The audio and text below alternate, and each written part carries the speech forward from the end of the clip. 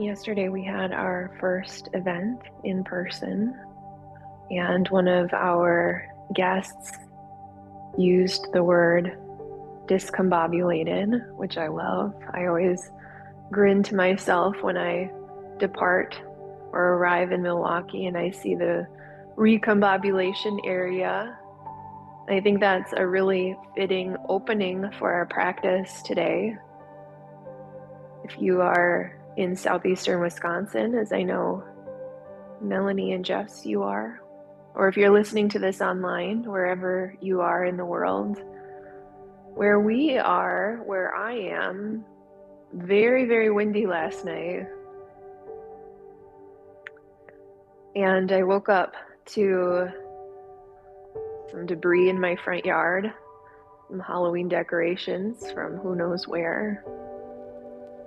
And it made me smile a little bit as I was not sleeping super well last night with all of the noise. I'm trying to gather myself for our sit this morning. I just chuckled to myself a little thinking about discombobulation and recombobulation.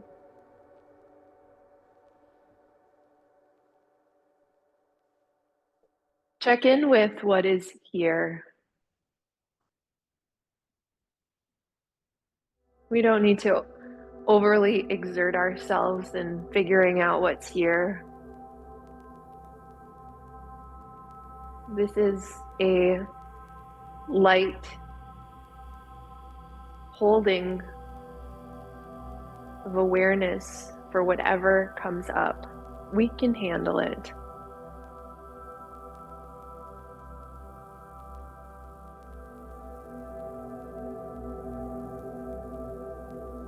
We continuously find expansive awareness through these minutes, hours, days, and weeks, and now up to months of practice together. Mindfulness of the body, the breath, so many areas of consciousness.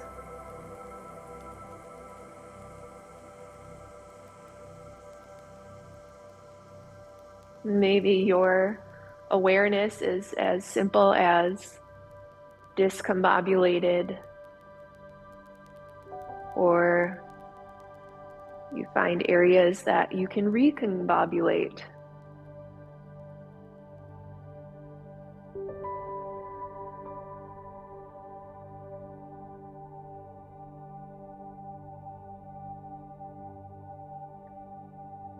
We are continuing on.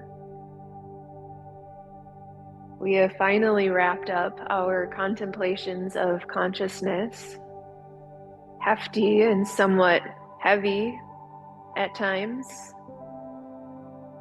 We are in our final bucket of our studies, the Satipaṭṭhāna Sutta. We're moving on to contemplations of mental objects. There are 5 main areas here in mental objects that we'll be exploring. The 5 hindrances, the 5 aggregates of clinging, the 6 internal and external sense spaces, the 7 factors of enlightenment, and the 4 noble truths will bring us home. My tender little accountant heart loves this section. If you think back to the time of the Buddha, before writing things down was common, the Satipaṭṭhāna Sutta was an oral tradition. So it was helpful to frame some of these components of mindfulness in numbers and in buckets, so it was easier to recite without having or even needing anything to reference written down.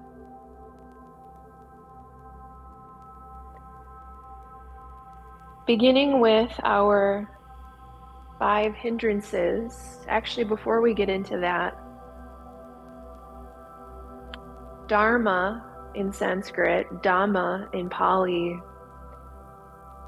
is a word that we use quite often to describe universal law. And if you come from a Christian tradition or even have studied the Constitution or going back to your civics class, law has different meanings in different traditions or even political spheres. I would assume in many other religious backgrounds as well. Christian is the one I'm most familiar with. And law can sometimes be aspirational in that it is a set of guiding principles that you may aspire towards, or maybe an ethical aspiration. But what I think is really interesting about this tradition is that Dhamma, again in Pali, or Dharma, you may be more familiar with in Sanskrit, this is universal law. This is more of a recognition of what is true, universal, and isn't something that you need to create. It's recognition of what already exists, which I think, for me at least, I might be a little dense, was a really cool learning. And I bring this up here because our first contemplation of mental objects are the hindrances. Hindrances are not evidence that you are falling behind in your practice or that you're a bad meditator, if there ever was such a thing, or bad person. The hindrances are completely natural and are part of universal law.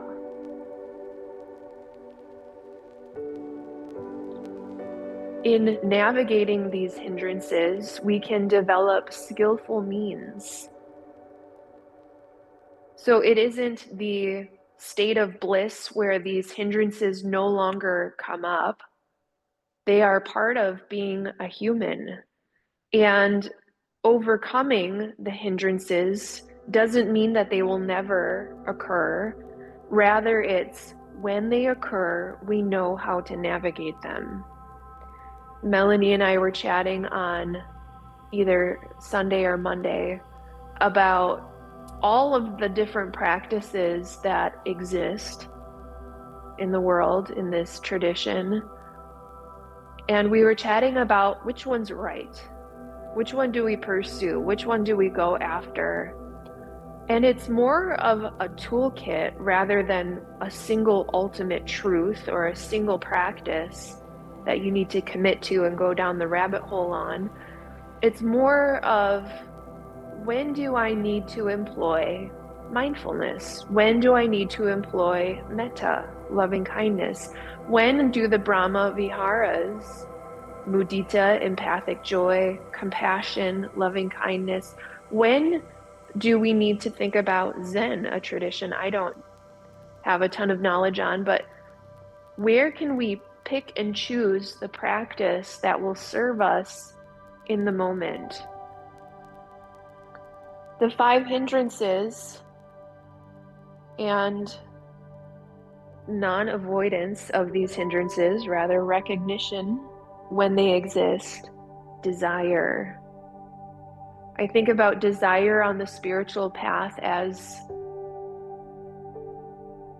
spiritual consumption, spiritual materialism, a desire to feed the ego, or a desire for more than what you need, even beyond the spiritual path. Desire for things to maybe be different. Ill will towards yourself, towards others, especially when founded in ignorance, bias, judgment. Sloth and torpor coming up in my practice this morning as I didn't sleep super well last night with the wind. It's a feeling of sluggishness. Now, this is a mental hindrance, but it could be highly informed by physical sloth.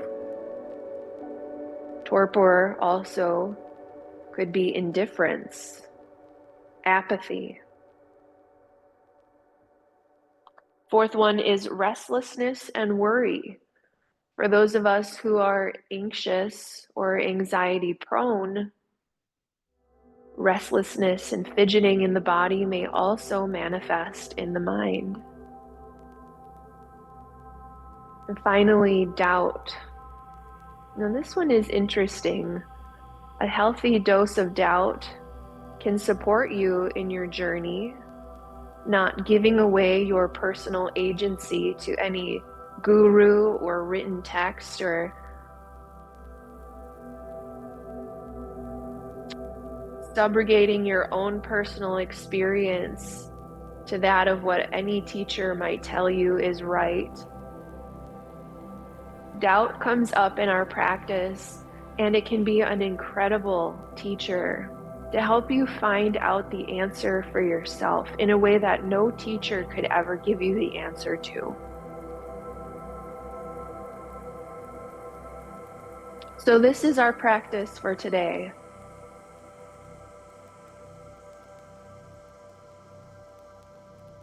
The hindrances are part of our universal law. First, figure out what is here. Maybe you're feeling complete bliss. That's amazing. If and when the hindrances pop up, be open to that experience. Try not to avoid it. Confront it. Face on. And learn from this experience how you can skillfully navigate.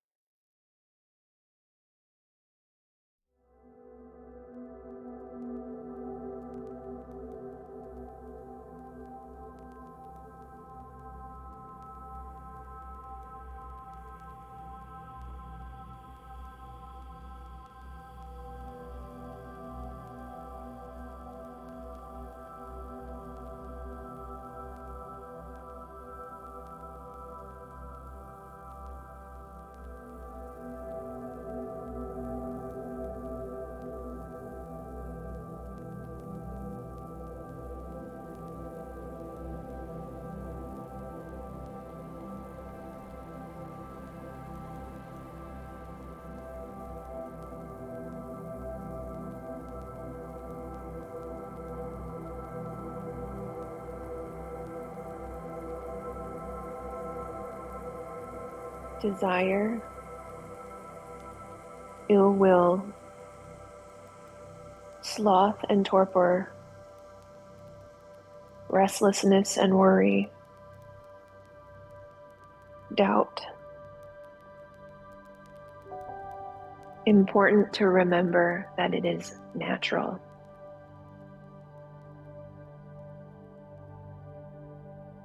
Stay with it.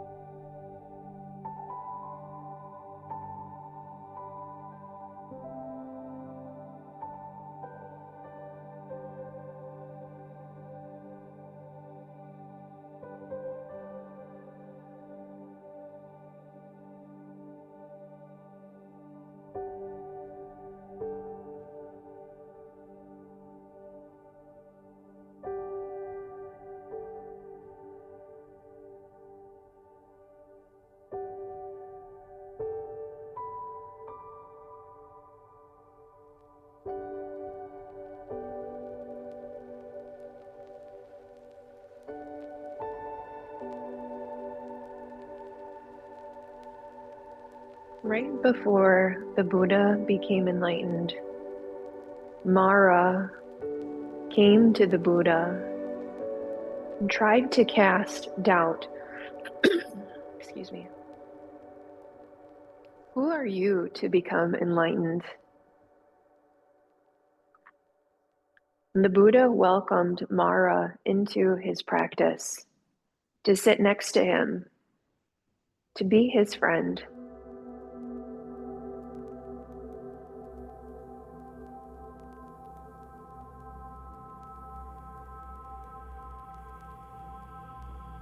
We can use this as inspiration to shape how we relate to these hindrances.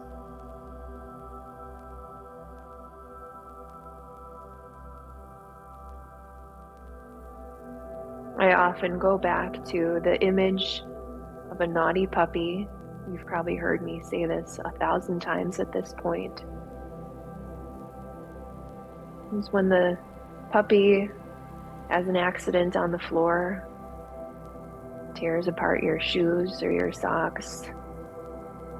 You don't throw the puppy away.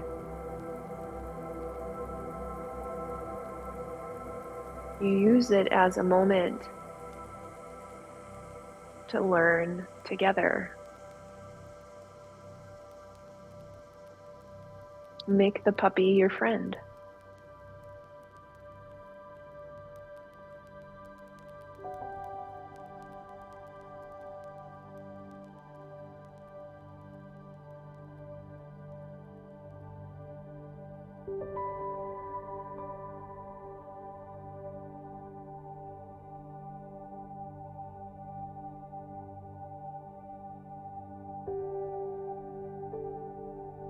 As always, I invite you to consider how this practice can come off the cushion, off the chair, and into the real world.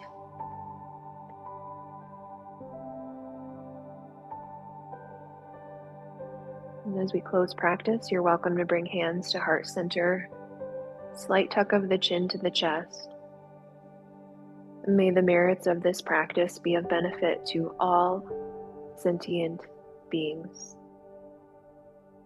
We include ourselves in the circle of compassion. Thank you for your practice.